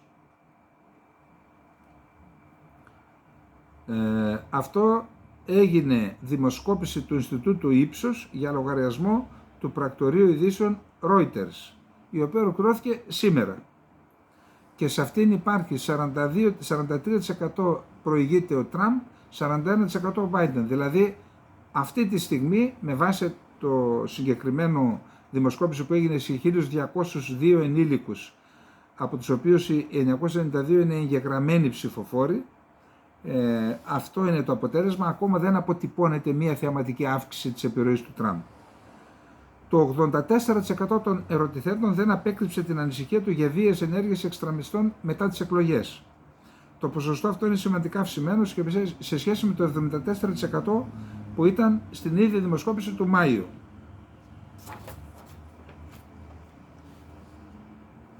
Ο Μενέντες κρίθηκε ένοχος για 16 κατηγορίες που συνδέονται με ένα σύστημα στο οποίο δέχθηκε δωροδοκίες συμπεριλαμβανομένου ράβδο χρυσού και μιας Mercedes-Benz. Ο Τραμπ: δεν μου αρέσουν οι κυρώσεις, είπε σε συνέντευξη στο Bloomberg. Είμαστε τόσο ανόητοι. Τι κάνουμε? Ξέρεις, δεν είχα πρόβλημα με την Κίνα, δεν είχα κανένα πρόβλημα με τη Ρωσία. Δεν είχα κανένα πρόβλημα με κανέναν. Γιατί εμείς αυτή τη στιγμή έχουμε μια χώρα που έχει οικονομικά προβλήματα? Χάνουμε γρήγορα δύναμη, γρήγορα. Επίσης χάνουμε το πρότυπό μας. Ξέρετε, απομακρύνονται πολλές χώρες από το δολάριο. Και αναφέρθηκε στον Παγκόσμιο Νότο. Και προανήγγειλε ότι θα άρει τις κυρώσεις. Η Βικτόρια Νούλαντ: ο Πούτιν είναι αντιμέτωπος με μια δυσάρεστη έκπληξη αν πιστεύει ότι ο Τραμπ θα γίνει πρόεδρος των ΗΠΑ. Πιστεύετε ότι δεν θα γίνει. Ο Τραμπ κατόρθωσε με μια σωστή στρατηγική και κέρδισε την ψήφο μαύρων και Λατίνων. Μήνυμα που απευθύνοντας στη λευκή εργατική τάξη το πήραν και αυτοί, οι οποίοι τι λένε? Μας ενδιαφέρει περισσότερο πώς θα κάνουμε οικογένεια, πώς θα αγοράσουμε σπίτι. Διότι οι Λατίνοι που παλιά μιλούσαν μόνο ισπανικά, τώρα πλέον είναι πιο ενταγμένοι στην αμερικανική κοινωνία και ακούνε και τους Ρεπουμπλικάνους. Ενώ παλιά μαύροι και Λατίνοι πηγαίνανε σούμπιτοι στους δημοκρατικούς. Υπάρχει κυκλοφορεί στις ΗΠΑ φήμες, απόψεις που λένε ότι ο Θεός προστάτεψε τον Biden, τον κάνουν εκλεκτό του Θεού. Κυκλοφορούν πολλά τέτοια πάντως, γιατί όντως ο τρόπος με τον οποίο σώθηκε είναι, τι να πεις τώρα, 1 στο 3 εκατομμύριο. Ο Θεός προστάτευσε τον πρόεδρο Τραμπ, έγραψε στα μέσα κοινωνικής δικτύωσης μετά τους πυροβολισμούς ο γερουσιαστής Μάρκο Ρούμπιο από τη Φλόριντα, που ήταν και αυτός υποψήφιος για πρόεδρος, έτσι, για το χρήσμα. Ο πρόεδρος της Βουλής των Αντιπροσώπων Μάικ Τζόνσον δήλωσε: η επιβίωση του Τραμπ ήταν ένα σημάδι του έργου του Θεού. Ο Φράγκλιν Γκράχαμ, ηγέτης των Ευαγγελιστών, δήλωσε στο Fox News ότι το χέρι προστασίας του Θεού ήταν πάνω του. Ο Στίβεν Μπάνον, επικεφαλής στρατηγικός σύμβολος του Τραμπ στο Λευκό Οίκο, δήλωσε ότι ο υποψήφιος πρόεδρος προστατεύεται από την πανοπλία του Θεού. τα περί πανοπλίας του Θεού ενέπνευσαν μια ολονύκτια προσευχή την Κυριακή στο Μιλγουόκι που οργάνωσε η Turning Point Action, μια συντηρητική ακτιβιστική ομάδα. Ο αντιπρόεδρος του Τραμπ, ο οποίος δεν έχει πει για την Ευρώπη, επένεσε τον Όρμπαν. Στην Ουγγαρία υπό τον Όρμπαν προσφέρουν δάνεια σε νεόνυφα ζευγάρια, τα οποία διαγράφονται τα δάνεια κάποια στιγμή αργότερα, αν τα ζευγάρια αυτά έχουν πράγματι μείνει μαζί και έχουν κάνει παιδί. Γιατί δεν μπορούμε να κάνουμε και εμείς το ίδιο στη ΣΥΠΑ? Γιατί δεν μπορούμε να προωθήσουμε πραγματικά τη δημιουργία οικογένειας? Είχε δηλώσει το 2021. Επιτέθηκε στον Ντόναλντ Τούσκ, τον Πολωνό Πρωθυπουργό, μετά την κριτική που άσκησε στους Ρεπουμπλικάνους για την παρεμπόδιση της αμερικανικής βοήθειας προς την Ουκρανία το Φεβρουάριο του 2024.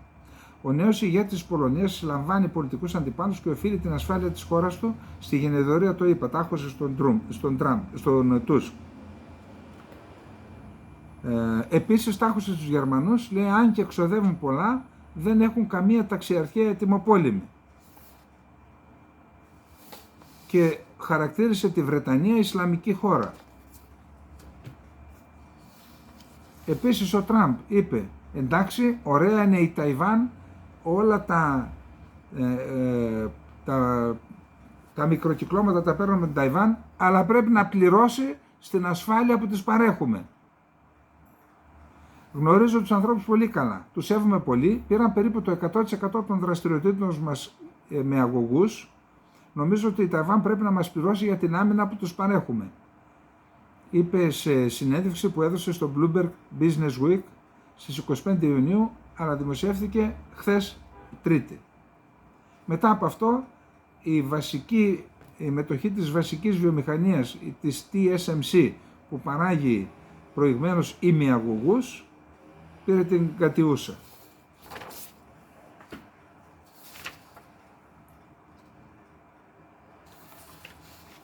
Λοιπόν, πάμε να δούμε λίγο και στη Ρωσία, γιατί χθες δεν είπαμε. Το ΝΑΤΟ προετοιμάζεται για νέους πολέμους. Ο Λαυρόφ στο Συμβούλιο Ασφαλείας του ΟΗΕ. Η Ρωσία προτείνει να αντιμετωπιστούν οι βαθύτερες αιτίες της Ουκρανικής κρίσης. Η λύση πρέπει να περιλαμβάνει την άρση της απειλής που θέτει το ΝΑΤΟ για τη Ρωσία. Μιλώντας στο Συμβούλιο Ασφαλείας, είπε, το ΝΑΤΟ δεν είναι πλέον αρκετό ούτε για τον πόλεμο που ξεκίνησαν οι ίδιοι στην Ουκρανία. Οι ΗΠΑ καλούν τους συμμάχους τους να προετοιμαστούν για παρατεταμένους πολέμους και όχι μόνο στην Ευρώπη. Η κυβέρνηση Biden βρίσκεται κάτω από εξαιρετικά επικίνδυνη αυταπάτη που νομίζουν ότι οι ΗΠΑ δεν θα υποφέρουν από ένα νέο παγκόσμιο πόλεμο, αλλά θα υποφέρουν μόνο οι Ευρωπαίοι. Θέλει να πει ότι θα υποφέρετε κι εσείς, θα σας βαρέσουμε κι εσάς. Πολλά ψηφίσματα του ΟΗΕ αγνοούνται, συμπεριλαμβανομένων των συμφωνιών του Μίνσκ. Η αλόγιστη επέκταση του ΝΑΤΟ προκάλεσε την Ουκρανική κρίση, ξεκινώντας από το πραξικόπημα που οργανώθηκε το Φεβρουάριο του 2014. Λίγοι θυμούνται την παραβίαση των ανθρωπίνων και μειονοτικών δικαιωμάτων από την Ουκρανία. Η Ρωσία καλεί όλους όσους κάνουν ειρηνευτικές προτάσεις για την Ουκρανία να λάβουν υπόψη τα δικαιώματα των Ρώσων και άλλων εθνικών μειονοτήτων. Η καταστολή του προβλήματος των μειονοτήτων στην Ουκρανία επιδεινώνει την κρίση. Ο Λαυρόφ παρέθεσε τα λόγια του Ζελένσκι για τη ρωσική γλώσσα που την απαγόρευσε και πως η Ουάσιγκτον τον εκπαίδευσε εκ νέου για να κάνει αυτά που κάνει. Τώρα, το Κρεμλίνο δήλωσε σήμερα ότι τίποτε καλό δεν είχε προκύψει για τη Ρωσία από την προεδρία του Ντόναλντ Τραμπ 2017-2021. Είχαμε διάλογο όμως, λέει. Δηλαδή δεν θέλουν να αναμειχθούν στα αμερικανικά, στις αμερικανικές εκλογές, γιατί αν στηρίξουν τον Τραμπ είναι σαν να τον, όπως έκαναν και με τη Λεπέν. Τώρα, πάλι στο Συμβούλιο Ασφαλείας ο Λαυρόφ επέκρινε τις συμφωνίες ασφάλειας μεταξύ των Ευρωπαίων και των διατλαντικών συμμάχων, καταγγέλλοντας ότι κάθε μία από αυτές δημιουργήθηκε για να εξασφαλίσει την κυριαρχία των ΗΠΑ εις βάρος των ιδίων των χωρών της Ευρωπαϊκής Υπήρου. Μιλώντας στο Συμβούλιο Ασφαλείας, ο Λαυρόφ είπε ότι εδώ και δεκαετίες οι εν λόγω συμφωνίες ασφαλείας περιλαμβάνουν την υποταγή της Ευρώπης και την ανάσχεση της Ρωσίας.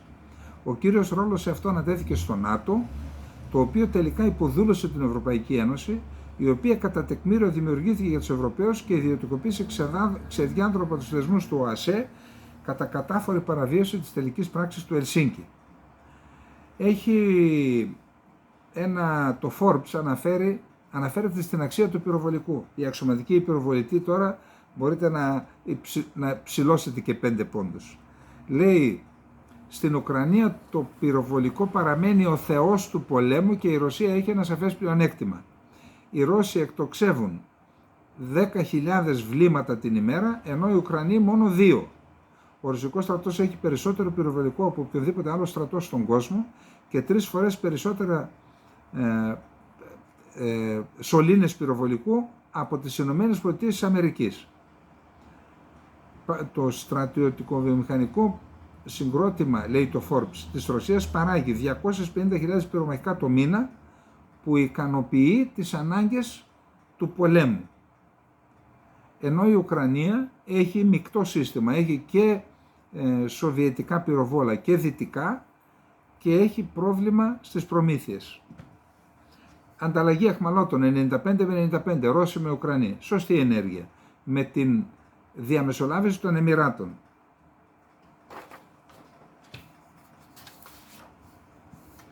Ο Μετβέντεφ, αυτό ακούστε το γιατί είναι σημαντικό, μπορεί μέσα σε αυτές τις δηλώσεις Μετβέντεφ να κρύβεται και η σημαντικότερη πληροφορία του δελτίου μας, έτσι. Ο Μετβέντεφ προειδοποίησε ότι η ένταξη της Ουκρανίας στο ΝΑΤΟ θα ισοδυναμούσε με την κήρυξη πολέμου εναντίον της Ρωσίας, προσθέτοντας ότι μόνο αν η ηγεσία της συμμαχίας επιδείξει σύνεση θα μπορούσε να αποφευθεί η καταστροφή ολόκληρου του πλανήτη. Πρώτο καμπανάκι. Πάμε παρακάτω. Οι ηγέτες του Οργανισμού του Συμφώνου του Βορειοατλαντικού Συμφώνου τόνισαν στο τελικό ανακοινωθέν της Συνόδου της Ουάσιγκτον ότι υποστηρίζουν τη μη αναστρέψιμη πορεία της Ουκρανίας προς την πλήρη ευρωατλαντική ολοκλήρωση συμπεριλαμβανομένης της ένταξής της στο ΝΑΤΟ, αφήνοντας ωστόσο ασαφές το πότε θα γίνει η είσοδος της χώρας στη συμμαχία. Ο Μετβέντεφ, αντιπρόεδρος του Συμβουλίου Εθνικής Ασφάλειας της Ρωσίας και εκ των πιο στενών συνεργατών του Πούτιν, τόνισε στην εφημερίδα Argumenti i Fakti πως η ένταξη της Ουκρανίας δεν θα ήγερε απλώς απειλή για τα συμφέροντα ασφάλειας της Ρωσίας. Στην ουσία θα αποτελούσε κήρυξη πολέμου, αν και καθυστερημένη. Οι ενέργειες που κάνουν οι αντίπαλοι της Ρωσίας εναντίον μας εδώ και χρόνια, επεκτείνοντας τη συμμαχία, οδηγούν το ΝΑΤΟ σε σημείο από όπου δεν υπάρχει επιστροφή. Αυτά μιλάμε για κουμπιά για πυρηνικά, όταν λέει δεν υπάρχει επιστροφή. Τηρώντας τη γραμμή του Κρεμλίνου αφού το άρχισε ο πόλεμος στην Ουκρανία το 2022, ο Μετβέντεφ ανέλαβε ότι η Μόσχα δεν απειλεί το ΝΑΤΟ, αλλά θα ανταποδώσει προσπάθειες της συμμαχίας να απειλήσει τα συμφέροντά της. Όσο περισσότερες τέτοιες προσπάθειες γίνονται, τόσο σκληρότερα θα είναι τα δικά μας αντίπεινα. Το εάν αυτό θα οδηγήσει στο να γίνει κομμάτια ολόκληρος ο πλανήτης, δεύτερο καμπανάκι, θα εξαρτηθεί αποκλειστικά και μόνο από τη σύνεση της πλευράς του ΝΑΤΟ.